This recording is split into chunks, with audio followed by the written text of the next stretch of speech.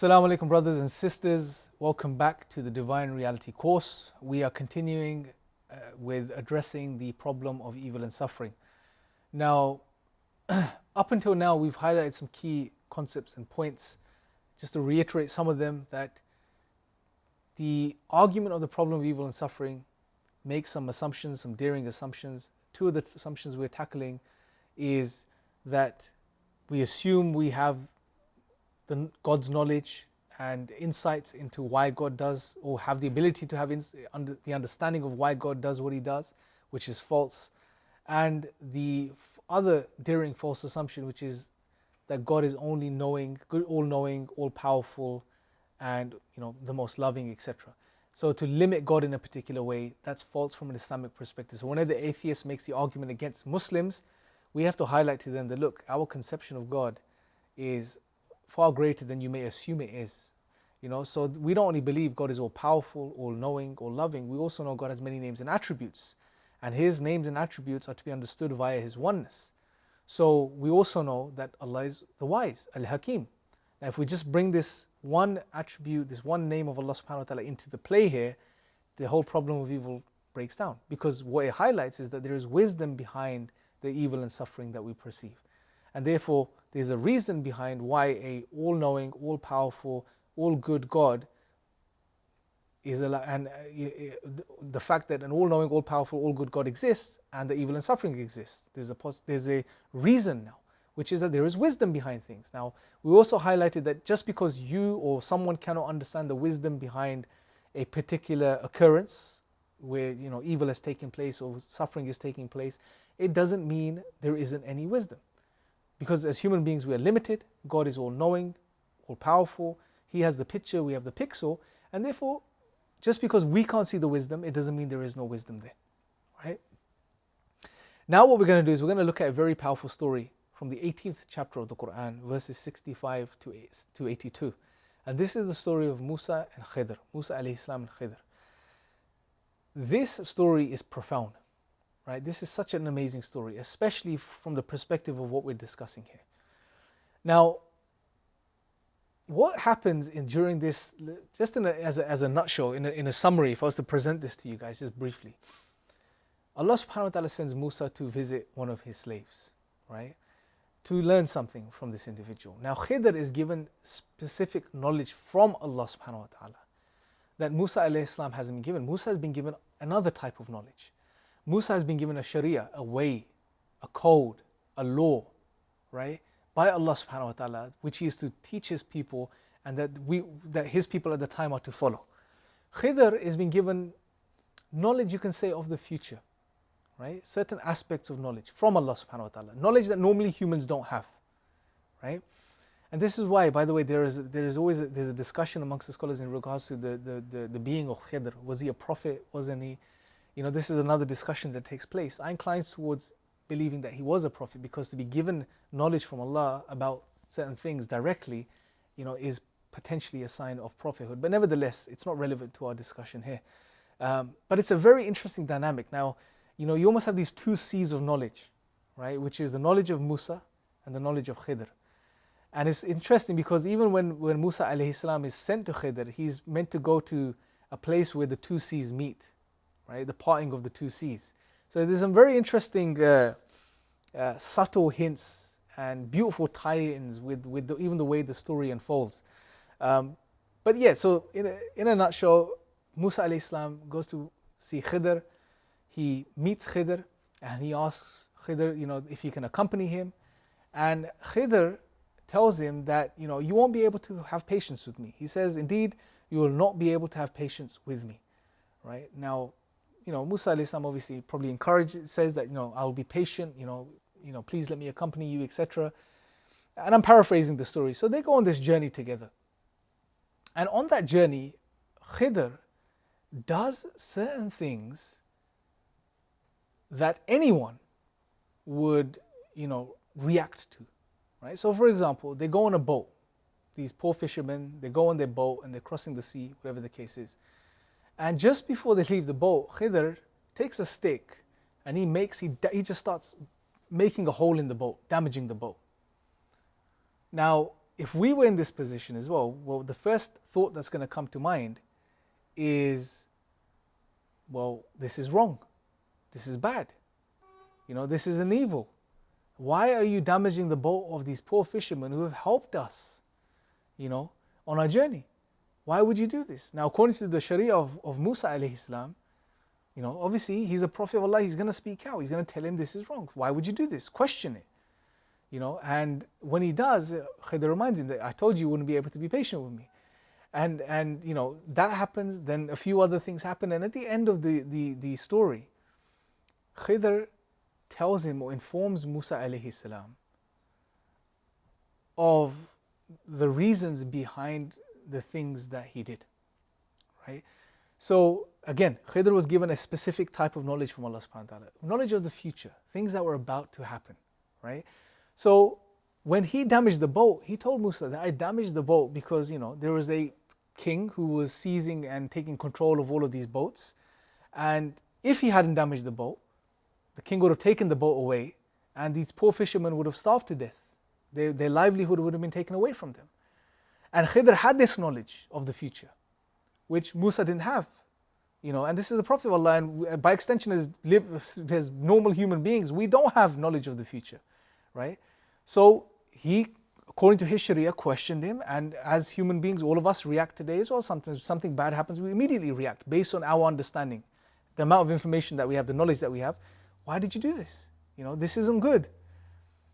But Khidr, knowing what he knew, he did this so that the king wouldn't seize the boat, and then the poor fishermen would retain their boat. They'll just fix up the damage, and they'll be back in business. If anything, hypothetically, if you think about it, if the king had seized all the boats and he left this one boat which was damaged, well, as soon as these fishermen fix the boat, they'll be back in business, and they'll probably become extremely wealthy because they'll probably be the only ones that were in business.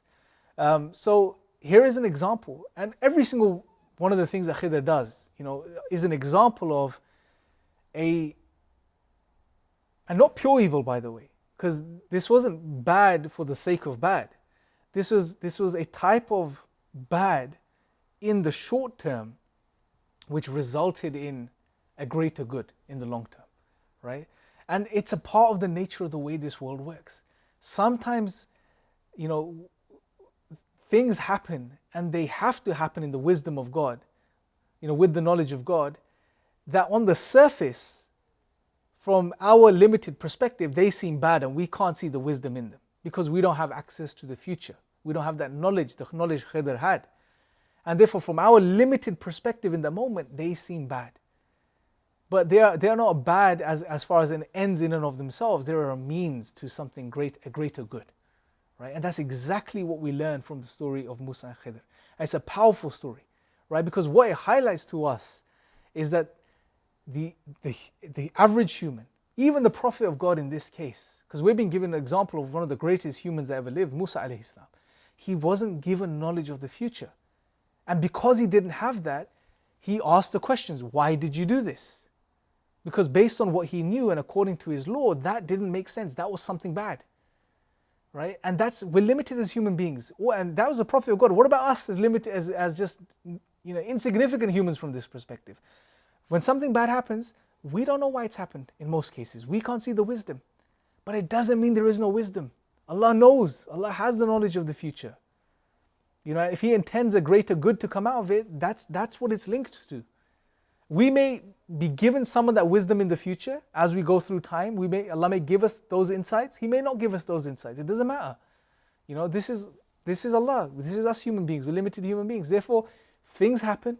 We can't make sense of them sometimes, but it doesn't mean there is no wisdom there. This is not a cop-out. This is our theology. We believe in a creator that knows past, present, and future.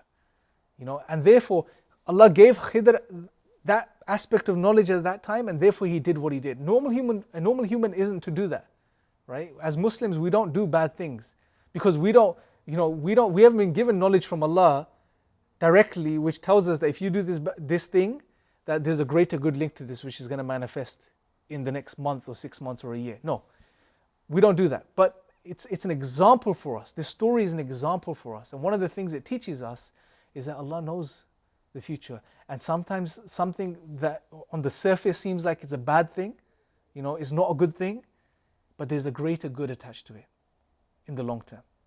Right? So there is wisdom behind the evil and suffering that takes place. Again, just because we can't access it, we can't see it, and we won't in most cases because we're limited as human beings, it doesn't mean there is no wisdom there. So that's something we should all keep in mind. Inshallah. God knows and we don't. As Allah says in chapter 2 of the Quran, verse 30, and when your Lord said to the angels, indeed, I will make upon the earth a successive authority. They said, will you place upon it one who causes corruption therein and sheds blood, while we declare your praise and sanctify you? God said, indeed, I know that which you do not know. And this is another very powerful story, right? Where the angels asked or inquired about the human being. And Allah said, I know what you do not know. And then Allah proceeded to teach Adam the names of things. Allah asked the angels, do you know the names of these things? They said, no, we only know what you've taught us. And then Allah brought Adam in front of the angels and He told him to mention the names of these things. And when he did that, Allah told the angels to fall into prostration, right? Out of respect, not out of worship, out of respect. But interestingly, Shaitan, Iblis, he didn't fall into prostration. What did he do instead? And this is a display of this. He couldn't see the wisdom. He couldn't see the wisdom behind falling into prostration in front of Adam out of respect. And he was from the jinn kind, so he had free will. And he chose not because he couldn't see the wisdom behind falling into prostration. And it was his arrogance, right? It was his arrogance. I am better than him, right? And that's all I can see. I'm blinded by my arrogance, and therefore I can't see the other wisdom behind this. The other reasons that may potentially exist that I may not be able to see, but I should still submit to my Creator because He knows best and He wants best for me. So when He tells me to prostrate in front of this creature out of respect, I should do it because it's Allah telling me. But what he did instead, I can't see. He was blinded by his arrogance. I can't see the wisdom. Therefore, he maybe even assumed there is no wisdom there, and he refused to prostrate. Right? So this is, you can see the sort of demonic, shaitanic, if you like, influence behind the mindset of some people when they present the problem of evil. This arrogance that's there, that I should be able to know. I can't see it, therefore there's no wisdom there. And we should be careful of this, especially as Muslims. Foreknowledge and wisdom. Allah says, I know that which you do not know. I know that the benefit of creating this type of creature outweighs the harm, referring to this specific story. And harm you mentioned, referring to the angels, that which you have no knowledge of. I will create among them prophets and send messengers. I will also create amongst them the truthful, the martyrs, the righteous believers, etc.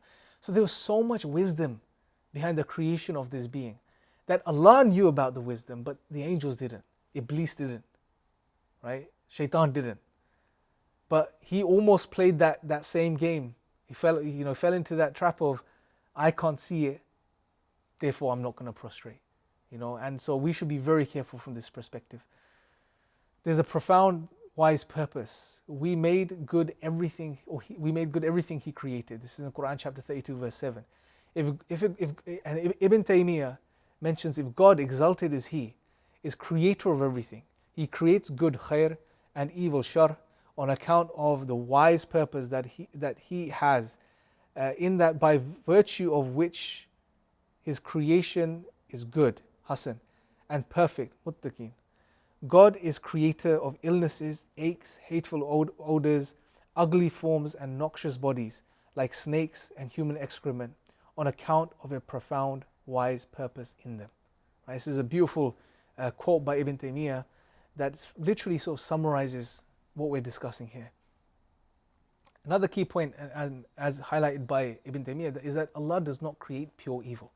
God does not create pure evil. God does not, and he says, and I quote, God does not create pure evil. Rather, in everything that He creates is a wise purpose, by virtue of what is good.